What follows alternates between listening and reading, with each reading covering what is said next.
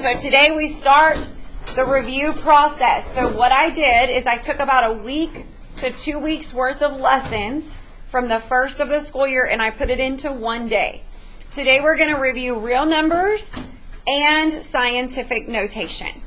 Okay? So the first thing we're going to remind ourselves about is this real number chart. So what is the real number chart? It's basically a Venn diagram that says all numbers in 8th grade math are real. They are either rational or, all right, who remembers the difference? Irrational numbers are pi, write that in here, and who remembers? Any square root that isn't perfect. A perfect square root means when you put it in your calculator, it gives you a whole number. So those are the only irrational numbers in this class. Pi and any square root that isn't perfect. All the other numbers go where? On the left. Because they're all rational if they're not these. Okay, what makes them rational? They're numbers that can be made into fractions. So rationals are your fractions, your percents, your decimals that are repeating or terminating.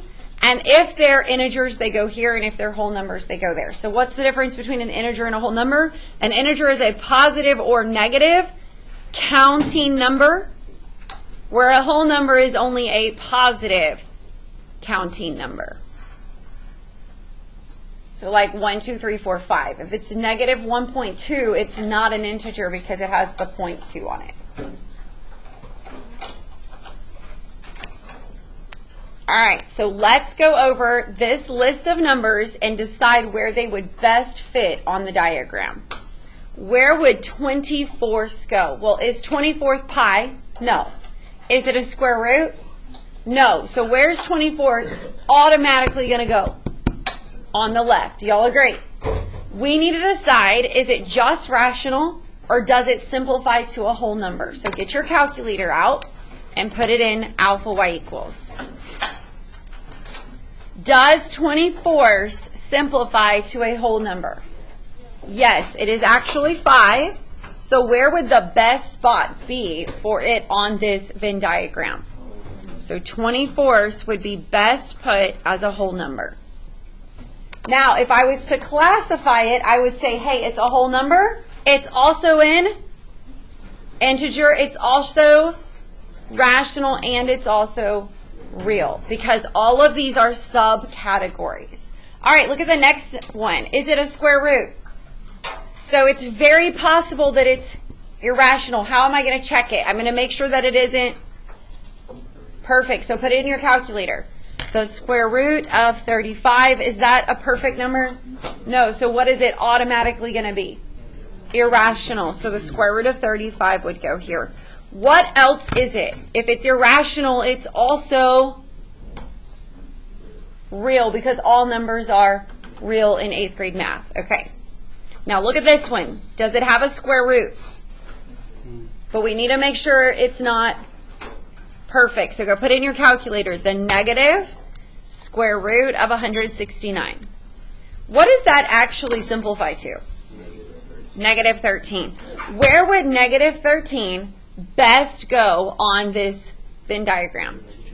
An integer. So the negative square root of 169 is an integer. What else is it also? If it's an integer, it's also rational, and it's also, what is it not though? It's not whole because it's a negative, and it's also not irrational. Okay? Last one, negative 2.5. So stop and ask yourself, is it pi?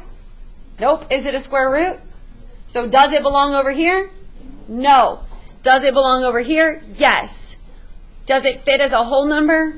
No. Is it an integer because it has a negative sign? What does it say? Integers are positive and negative. Is that a counting number that you would teach a small child? No. So where would it best go? Rational. Negative 2.5 is a rational number. If it's rational, it's also real. It is not an integer. Just because it has a negative sign does not mean it's an integer. Does everybody understand that? All right, moving on. This is from a STAR test. And every year I have students who think it's a hard question because they see these inequality signs. Guys, this is a less than to greater than thing. These signs mean this is small, this is a little bigger, and this is the biggest. Do y'all understand what those signs mean? It says, which of the following of these numbers would make this true? That means which of these would fit in the middle? So bigger than 2/3, but smaller than the square root of 6. How would y'all go about doing this problem? What do I need to change everything to? What should I probably round to? The hundredths place, because they'll make it look like money. All right, so here we go. 2/3. Alpha y equals 2/3, tab out, math, decimal enter. How much money would that be if I round? 67 cents. Write that right here. The square root of 6. How much money would that be if I round? $2.45. So I am looking for a number that's bigger than 67 cents, but smaller than $2.45. So I've got to change all of these to decimals. So here we go. 1/3.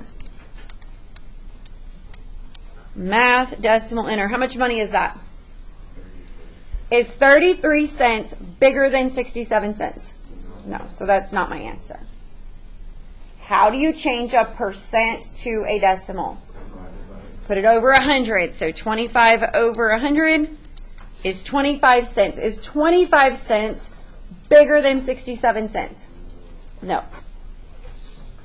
All right, we got to change 70% to a decimal. So I put it over 100. Ooh, is that 7 cents or 70 cents? Is 70 cents bigger than 67 cents? Yes. Is it smaller than $2.45?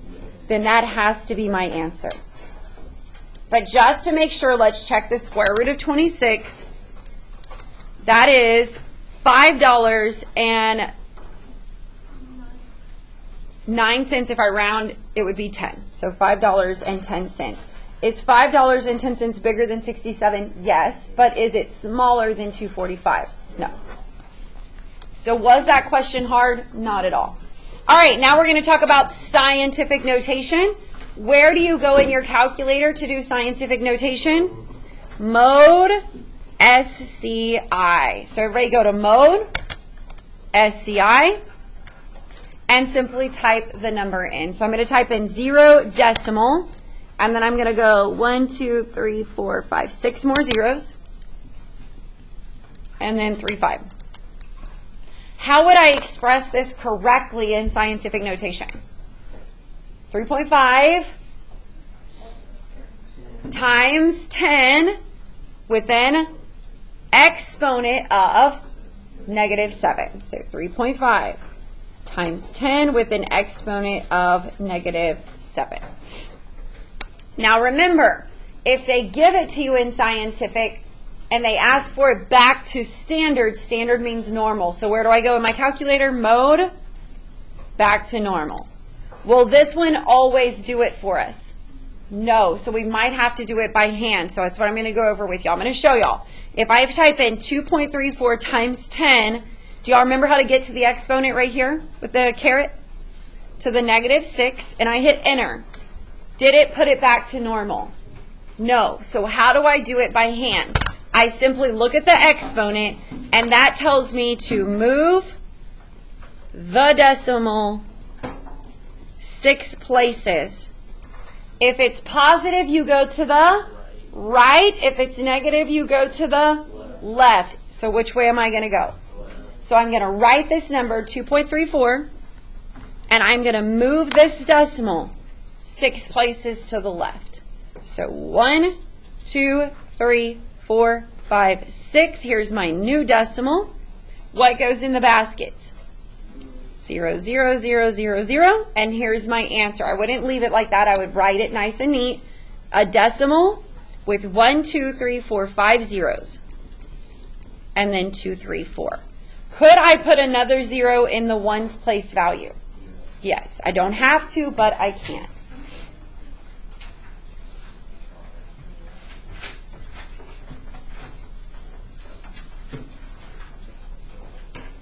So again, the exponent tells you which way to move the decimal. If it's positive, move it to the right. If it's negative, move it to the left. Your assignment is going to be found in the Google Classroom. Make sure you write your answers down as A, B, C, or D, and I will check your work before you submit today.